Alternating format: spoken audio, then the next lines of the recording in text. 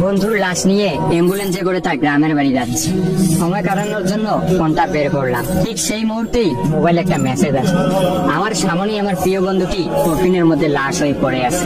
Message করেছে আমার সেই মৃত ফ্রেন্ডের গার্লফ্রেন্ড অবন্তী। আমি মেসেজ গুলো পড়া শুরু করলাম। ফাহাদ, আমাকে মাফ করে দিও।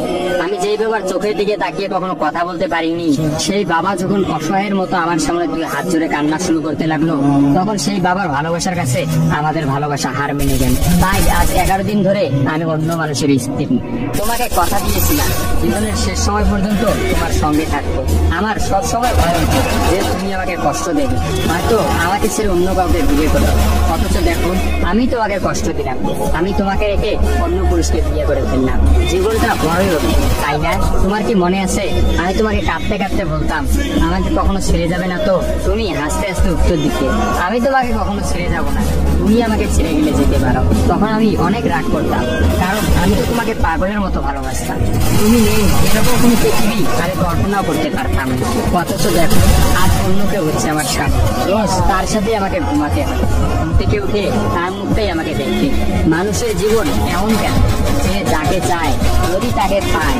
প্রকৃতির সাথে কি এমন আসে যায়? কেনই বা প্রকৃতি তাদেরকে কাটায়? হুট করেই সবকিছু হয়ে গেছিল, তাই আমি ইচ্ছে করেই তোমার সাথে যোগাযোগ বন্ধ করতেই আমার নাম্বারটা বন্ধ করলাম। বিয়ের দিন ভাইয়ের ফোন হাতে নিয়ে আমার ফেসবুক আইডিটাও ডিলিট করে দিলাম। তুমি অনেক কষ্ট পেয়েছো আমি জানি, যার সঙ্গে সারা জীবন কাটাবো ভেবেছিলাম তাকেই শেষমেশ কষ্ট দিলাম।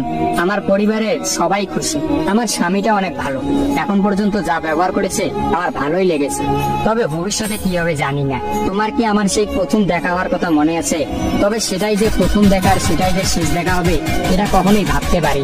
আসলে মানুষের চিন্তার বাইরে যে কত কিছুই ঘটে, তাই না? সেদিন আমি তোমার সাথে 3 ঘন্টা ছিলাম, কিন্তু সেই 3 ঘন্টায় কেউ কাউকে স্পর্শও করিনি। কিন্তু তুমি যখন আমাকে তোমার রিক্সায় তুলে নিতে তোমার হাতটা বাড়িয়ে দিলে, তখন আমি তোমার হাতটা প্রথম স্পর্শ করেছিলাম। বিশ্বাস করো, সেদিন আমার কিছুতেই তোমার হাতটা ছাড়তে ইচ্ছা করছিল না। তোমার ঘরে আমার জন্য কিনে রাখা শাড়িগুলো নিশ্চয়ই এখনো আছে। আচ্ছা, আমি তো এখন আর তোমার নই, ওই শাড়িগুলোকে আমি পাবো? তোমার তো যখনই কোনো শাড়ি পছন্দ হতো তুমি কিনে রেখে দিতে, আমি বলতাম বিয়ের পর সবগুলো একসঙ্গে নেব। দেখো, আজ আমি বিবাহিত, কিন্তু আমার স্বামী তুমি নও। আমি এমনটা কখনোই চাইনি। নিজের পছন্দের একটা মেয়েকে বিয়ে করে নিয়ে তারপরে শাড়িগুলো তাকে দিয়ে দিই। মেয়েরা শাড়ি কতটা পছন্দ করে তা কি তুমি জানো? যদি না জেনে থাকো তাহলে বিয়ের পর তোমার বউকে দিয়ে উপলব্ধি করে নিয়ে তোমার সাথে আমার অনলাইনে পরিচয়। তাই চিন্তা করেছি কোনোদিনও বেঁচে থাকতে অনলাইনে যাব না। আমার নাম্বারটাও বন্ধ করে দিয়েছি। আজকের পর থেকে আমাদের আর কোনোদিন কথা হবে না। তোমার কাছে একটা অনুরোধ, যদি চলার পথে আমাদের কোনোদিন দেখা হয়ে যায় তাহলে প্লিজ তুমি অচেনা হয়ে চলে যেও। নিজের যত্ন নিও আর জীবনটা খুশিয়ে নিও। জীবন তো একটাই, ভালো থেকো। কিন্তু আমি ভালো নেই। চিঠি তোমার ওই অবন্তী। সবগুলো মেসেজ একত্রে পড়লাম। আমার সামনে চিরনিদ্রায় শুয়ে আছে ফাহাদ। অবন্তী পরপর 5 দিন অনলাইনে আসেনি এবং ফাহাদের সাথে কোনো যোগাযোগ করেনি। তখন এক রাতে অফিস থেকে ফিরে ফাহাদ রাগ করে তার ফোনটা আসার গিয়ে কিনে ফেলে। ভাঙা মোবাইল আর ঠিক করা হলো না। ফাহাদ তার সিমটা আমার ফোনে ইনস্টল করে। জরুরি কোনো কল এলেই একমাত্র ফাহাদকে দিতাম। আর ফাহাদ রাগ করে বললো, যতদিন না পর্যন্ত অবন্তী আমাকে SMS করে ততদিন পর্যন্ত আমি আর নতুন ফোন কিনবো না। মোবাইল ভাঙার দিন পরেই ফাহাদের প্রচন্ড জ্বর আসে। একদিনের মধ্যেই ফাহাদকে হাসপাতালের মধ্যে ভর্তি করলাম। ডাক্তার পরীক্ষা নিরীক্ষা করে বললো ফাহাদের ডেঙ্গু জ্বর হয়েছে। তবে চিন্তার কোনো কারণ নেই, ডাক্তারের কথা বিশ্বাস করেছিলাম। কিন্তু ডাক্তার তো সবকিছুর খবর জানেন না। যিনি জানেন তিনি হচ্ছেন সৃষ্টিকর্তা।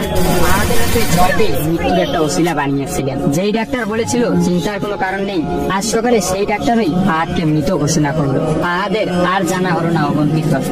আমিও অনেক ভেবে সিদ্ধান্ত নিলাম অবন্তীকে আর ফাহাদের মৃত্যুর খবরটা জানাবো না। অবন্তী যদি আর সত্যি অনলাইনে না আসে আর সে করোনা চিন্তা ইউজ না করে, তাহলে সে ফাহাদের মৃত্যুর খবর কখনোই জানতে পারবে না। এইবার না সত্য সংসার জীবন শুরু করা মেয়েটাকে কষ্ট দিল। অথচ আমি ভাবলাম সে তো ভাববে ফাহাদ অনেক ভালো। দিন শাড়ি করতে গিয়ে হয়তো অবন্তী ফাহাদের কথা চিন্তা করে। সে হয়তো ভাববে ফাহাদের কিনা শাড়িগুলো হয়তো তার স্ত্রী বলে লোকটার সামনে আসে। কিন্তু ফাহাদের সাদা কাপড় করে কবরে যাওয়ার ঘটনাটা না তো অজানাই থাকে। আমি ফাহাদের নাম্বার থেকে অবন্তীর ফোনে একটা মেসেজ দিলাম, আমার জন্য ভেবো না, স্বামীর সাথে নিজেকে মানিয়ে নেওয়ার চেষ্টা করো। বিবাহ বন্ধন জীবনের সবচেয়ে বড় একটা বন্ধন, ভালো থেকো আর স্বামীকে ভালোবেসো। অবন্তী রিপ্লাই দিল, এত সহজে ক্ষমা করে দেওয়ার জন্য অনেক ধন্যবাদ, আর মেসেজ দিও না, বিদায়, চির বিদায়। আমিও মোবাইলটা পকেটে রাখলাম।